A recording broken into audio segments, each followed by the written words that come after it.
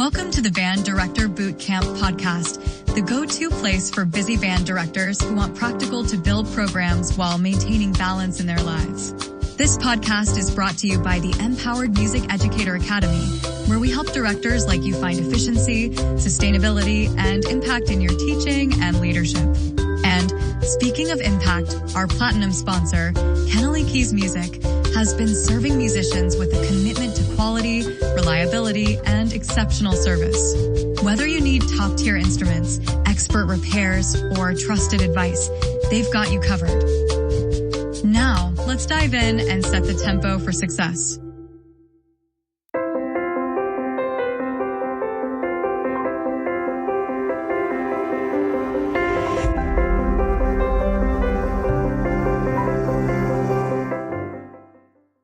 Welcome to another episode of Band Director Bootcamp, the podcast with productivity and wellness tips for busy band directors. I'm your host, Lesley Moffat, and I'm really grateful to be sharing this platform with you. We know you don't have time to watch lengthy professional development webinars, so we bring you 20-minute tidbits with takeaways you can use to support you and help you thrive in this awesome career. In today's episode, we're going to dive into some real talk survival stuff that every music teacher out there is going to want to listen to and talk about today, because things can get hard out there in the band directing world, and sometimes we don't admit that. But my guest here today is James Devine. He's a longtime music educator, like 27 years and still counting. And he spent time before that playing for 10 years in the Army Band. He's taught in private schools, suburban high schools, inner city middle schools, and now is currently at a charter school and is starting music programs. So he's really seen all kinds of different situations in teaching and has learned a lot during those almost 3 decades. That makes you sound really old. Sorry, James. During those 3 decades of teaching and working with kids. And so he's also the author of a book called Almost Everything I've Learned About Teaching Band. And so today he's going to come and talk to us. He's going to give us 7 specific tips that you can use to save 5 hours this week and every week so that you can basically avoid having those things suck up your time. And you know, I'm all about productivity and all that stuff. And I've got my tips with using AI and doing all those things. And he's bringing a fresh perspective and some other things too. So James, thank you for being here and taking time to share your stuff with us. Thank you so much for having me on the podcast. Yeah, so 27 years. Give us a little bit of background and what led you to putting this information together for people. I have been a teacher for a long time, and when I started, I didn't have a background, like I didn't have a music education degree. I went from the Army Band, which I joined out of high school, and I had a bachelor's in business. And so I learned a lot of things the hard way, and I decided that I wanted to help younger teachers to learn from my mistakes so they can get more to the thing of teaching instead of having to deal with some of the things that I dealt with over the years. And you started this with a podcast quite a while ago. Like 2012, I started a podcast, and then this book has just been kind of a culmination of all the years of the best topics through that. And then when you write them out differently than in a podcast form. So it's a practical handbook for new band teachers. Awesome. Well, what I'm excited about today is that you're going to share just 7 tips out of this, knowing the book is packed full of stuff, but we can't give everything in 20 minutes. So we've narrowed this down, and James is going to share 12, can't even talk today, 7 tips with us today that, like he said, can help you save 5 hours this week. And I'm really, really interested in learning about them. So let's dive in with your number one that everybody's going to go, ooh, yeah, we get it, but it's really hard. Talk to us about limiting online time. So that one seems obvious to everyone, right? Because we think, okay, we could limit that online time, but it's not always as obvious as we think, because it's so easy to get sucked into social media, even positive things. So I belong to a lot of the Facebook groups for band directors. And sometimes I think, oh, I'm just going to go, 3 or 4 minutes and take a look at some things. And you just get sucked in and spend hours and hours and hours, or just get going down different paths. So sometimes you just have to put fences in place for being online, and it's okay to be online. You don't have to eliminate it completely, but maybe you put on a timer, or like what I've done, I took Facebook off my phone. For me personally, it was just too much of a distraction. I was going to it all the time, even when I was in line somewhere. And so those are some of the things I do is set a timer on my phone to say, okay, I'm going to devote 10 minutes to this. When the timer goes off, I go back to doing other things. A timer is one of my best friends now. I learned that in the process of writing my first book, because you can dwell over everything and get just too carried away. And I learned about setting timers and doing specific things in that. You're so much more efficient to them, right? You don't get as wandering. So that's a great tip. And taking Facebook off the phone, you can still access it then, but you have to be more mindful of when you're doing it. If you're going to have to go to the computer and do that. So it's not as much of just a reflex, for instance. It's more intentional. And then, brilliant. Easy solution and to help remind. Okay, so we're all going to limit our online time a little bit more. Great, we've solved that problem. Now your next one, touch email one time only. Is it just to put everything in the delete box? Is that your idea, or what? Oh, that would be so tempting to do. I know. Once I got that thing that said congratulations, your inbox. I emptied my inbox once in all these years of teaching, and I got this picture and I screenshotted it, because it's hard. All the email that comes with our jobs and stuff. So talk to us what kind of decision making has to be in place if you're going to. Well, I get to email empty every day, sometimes several times a day, and I'm going to tell you how I do it. This is the best of the tips, I think, and it kind of came about. I'll share this very short story. I had a choir colleague who was my department chair one time, and she said, I asked you a question last week and you didn't respond to it. And I said, yeah, I did. I sent you an email about 5 minutes after you sent me the question. And so she's like, oh, hold on a second. She pulls up her inbox, 1,100 emails in her inbox, and she's searching through. And after about 4 minutes, she finds the one I sent her, and she's like, oh yeah, here it is. And I was like, I don't know how anyone does that.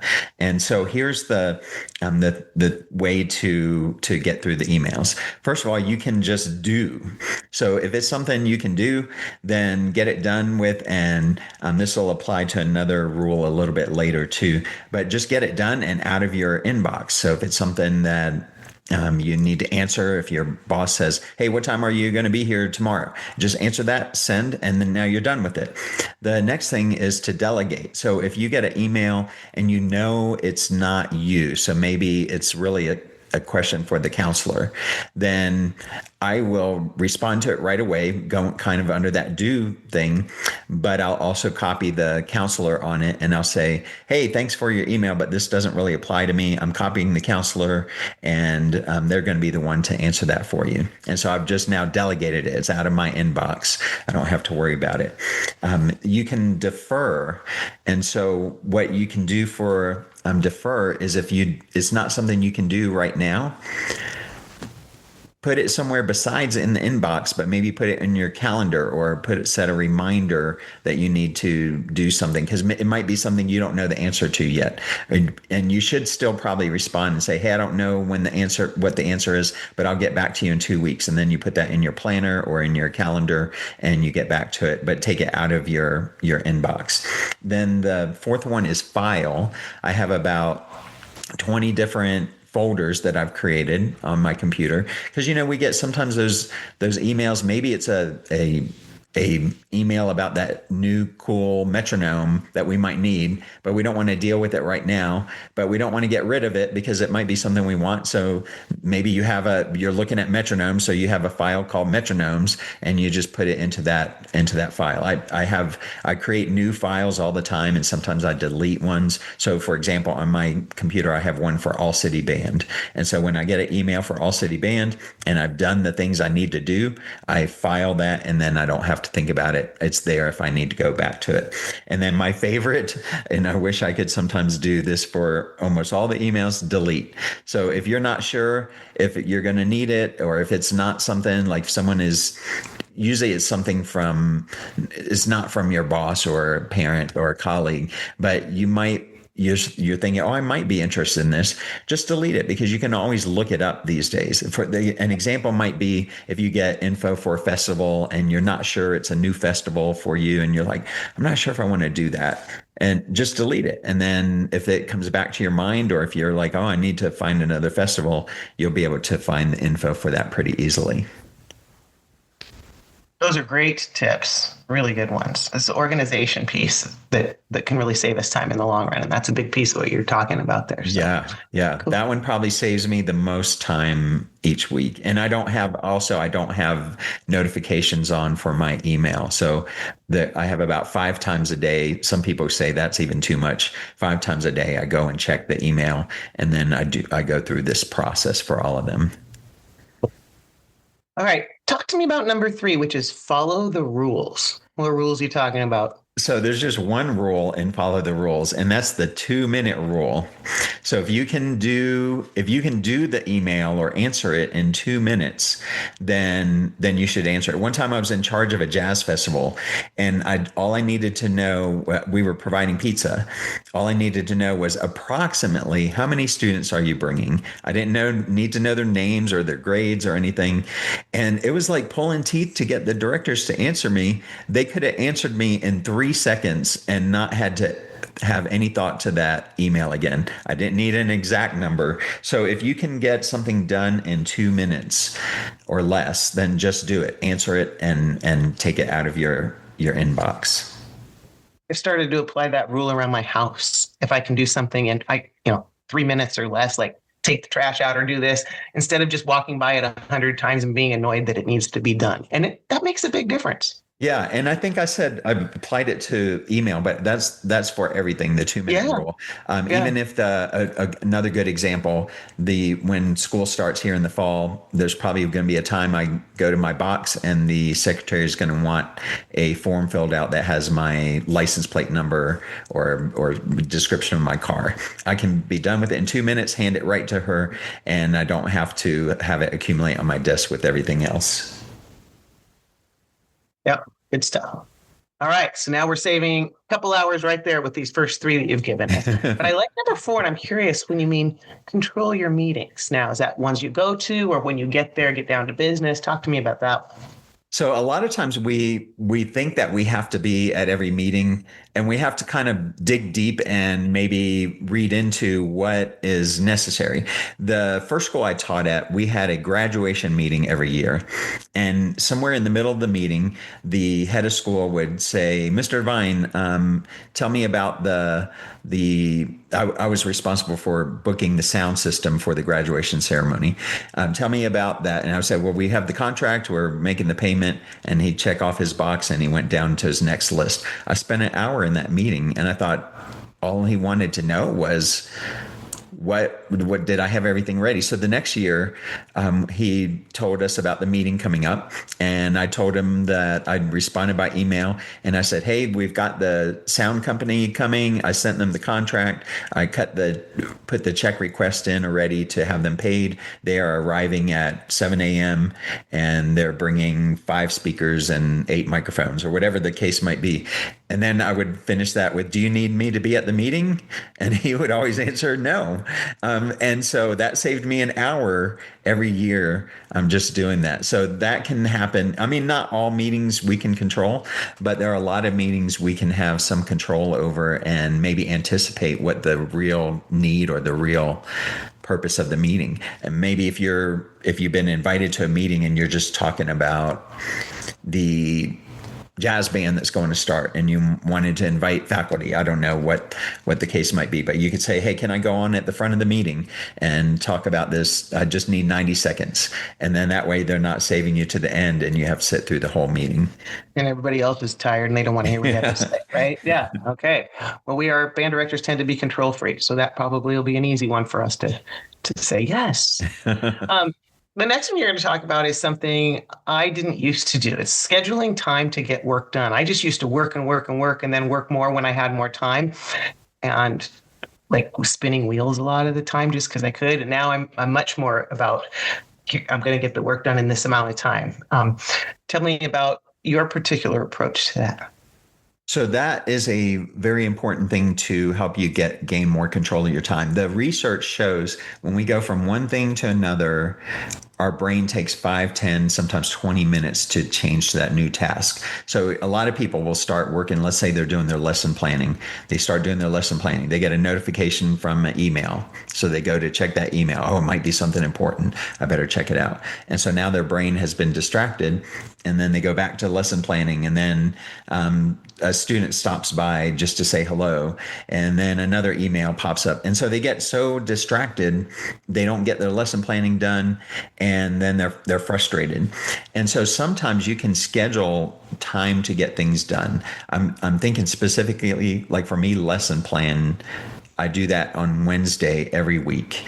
And it's not necessarily just for the next week, but I don't have anything else on my schedule that day except for lesson planning. And usually I get it all done that day. Sometimes I get it done early. But that is like time not to be disturbed. And I'm not checking emails during that time. I mean, there's going to be times when there's exceptions to things. Same thing with I'm fortunate in the school I'm at now where I got to start a band program from scratch. I have the study hall time is for the middle school kids to come and practice and whoever wants to be there. Well, during that time, I'm not trying to do lesson planning. I'm focusing on helping the students that are in there.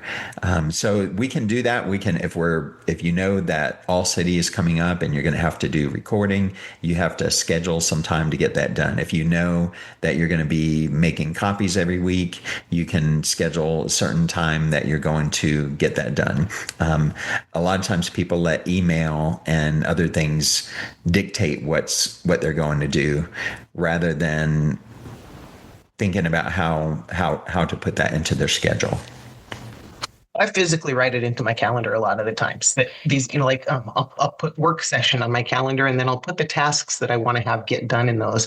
And it's nice for me because, like, if I know I'm going to do that on a Tuesday or whatever, I kind of mentally know that information, when I think about it, it's going to be dealt with later, and it keeps me more focused on what I'm doing in the moment too. Yeah, I think that's a super helpful way to handle things. Yeah, and sometimes you have to think about what you're not going to schedule. So this is a little bit different, but like in the summer, I still continue doing lessons. And so Thursday is my lessons day. And I just told the students, sorry, I can't do. I mean, someone wanted Tuesday and someone wanted Wednesday, and just felt like it was too much unfocused time. So Thursdays is my lesson day, and that's all I have scheduled that day is about 8 or 9 lessons. And that keeps you more focused on it then too, because you know all the other stuff's scheduled for other times, and you can be more present with what's going on. Yeah. So cool. Well, we have a couple more pointers to cover, but before we finish with those, I want to take a minute to shout out our podcast sponsors, the Empower Music Educator Academy and Kennelly Keys Music. If you're listening to this while thinking about everything still on your to-do list, I see you. One of the reasons I started building tools alongside this podcast was because even the best strategies don't help you if you're too exhausted to implement them. That's exactly why I created Band Director Buddy GPT. It's a productivity and wellness tool designed to think like a successful band director and support the real work behind the scenes, the planning, emails, scheduling, and problem solving, and more, so you can amplify your impact without increasing your workload. If you're a busy band, choir, or orchestra teacher who wants a sustainable way to do this job, you can learn more at banddirectorbuddy.com.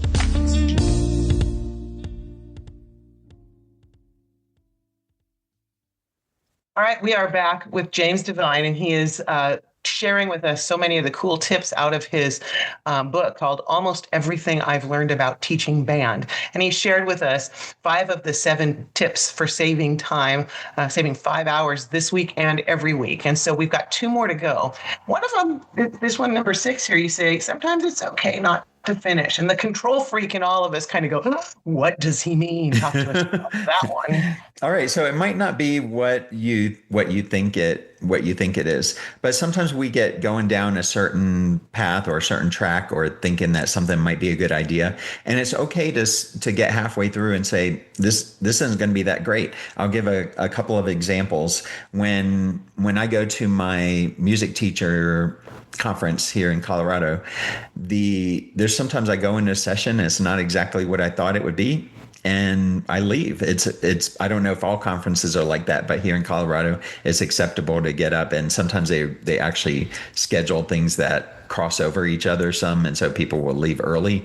And so I've started reading books sometimes, and I didn't enjoy the book as much as I thought, and I quit reading the book. Sometimes I've thought about putting together some kind of new event. So last year we tried to put together a talent show at my school, and it just was not happening. And so I said, okay, we're not going to finish it. I have a meeting in a couple of weeks to go talk to the principal. We're going to decide if we are going to try it again this year. But it's okay to sometimes not finish or to stop something. And it's more specifically, even working on a song, just because you decided, hey, this would be a great song for us to do and great for this concert, and it's not coming together like you wanted, it's okay to say, okay, we learned something working on it some, but we're not going to perform it. So it's okay not to finish.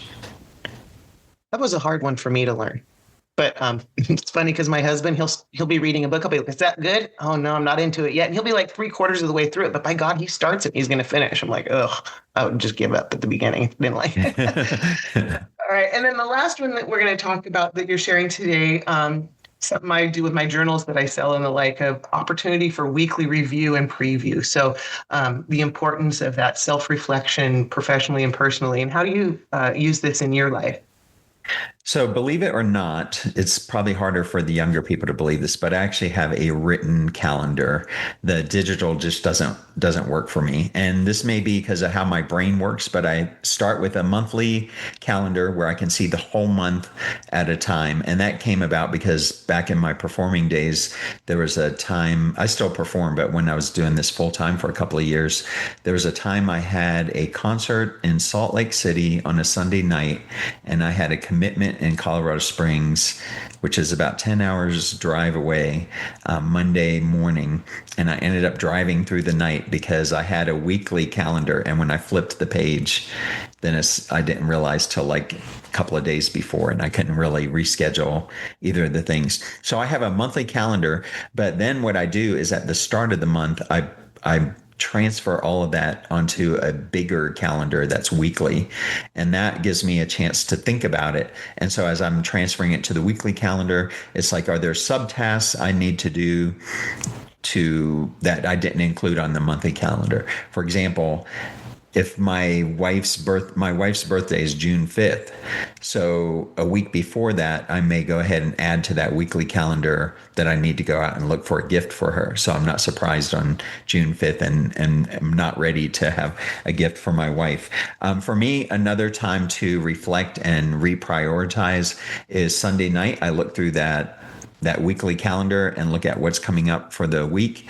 And sometimes I do it all in pencil. So sometimes I erase stuff and put it somewhere else because like, no, I overschedule myself. I'm not going to get all of that done. I was very ambitious in setting that day's schedule. And sometimes I take things off of my schedule because it's like, oh, that's not as important to me as I thought, or I put it maybe a month later for something that, especially if it's things that I'm wanting to think about. So I kind of what process I use is to plan, prioritize, eliminate, and reschedule. So those are kind of the 4 things I'm thinking about as I do that.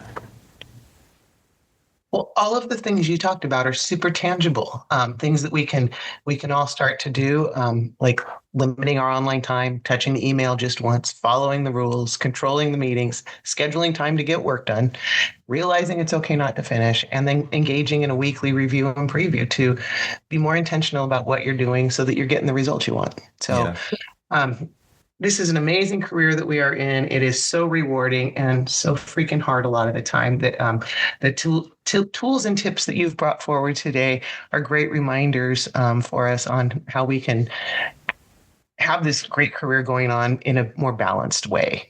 Definitely. We don't get extra points for working harder in the long run, right? Smart. I burned out twice, so I know. I think I am avoiding it forever now, but I had to learn twice. I'm right there with you, so I feel bad. Well, thank you so much for coming here. Tell us real quick before you leave, how can folks find out more about your book, get their hands on it, and dive in more? So the book is brand new, basically hot off the press. I've got a couple of conferences this summer that I'm sharing a booth with it, and they can find it at teachingband.org. And then if they enter the code teachingband at checkout, it'll give them 30% off the book too. Well, there you go. And it's these parts of the book, it can be read in small chunks, right? It doesn't have to be read. It's all very actionable tips. I would say the longest one you can read in about 8 minutes, and it's something you could incorporate that day. So 75 plus lessons that you can incorporate. So right along the lines of this podcast, small actionable things. So if you like the podcast here, you guys go check out James's book for more in-depth stuff about these that can help you in this amazing career. James, thanks for being here today, and congrats on the book. Thank you so much for having me. I appreciate it. Yeah, that's a wrap on this episode of Band Director Bootcamp Podcast. I want to thank James Devine and all of you out there who keep showing up and teaching music every day. Remember, success in music education is not just about what happens on the podium. It's about taking care of yourself and setting up systems that work for you. Thanks for listening, and keep making a difference in kids' lives through the magic of music education. Before you go, I want to leave you with this. You don't need to work harder to be effective. You just need better support. Band Director Buddy GPT was created for music educators who care deeply about their programs but are tired of carrying everything alone. It's there to help you think through challenges, streamline the busy work, and protect your time and energy without lowering your standards. If that sounds like what you've been craving, head to banddirectorbuddy.com to explore how it works and decide if it's a good fit for you. Thanks for listening to the Band Director Bootcamp podcast and for the work you do every single day. That's a wrap on this episode of the Band Director Bootcamp podcast. Remember, success in music education isn't just about what happens on the podium. It's about taking care of yourself and setting up systems that work for you. The Empowered Music Educator Academy is here to help you do just that. So be sure to check out our resources at empowerededucator.com. And of course, a huge thank you to Kennelly Keys Music, our platinum sponsor, for their unwavering support of music educators like you. Whether you need instruments, accessories, or expert advice, their team is ready to help. Thanks for listening, and keep making music happen.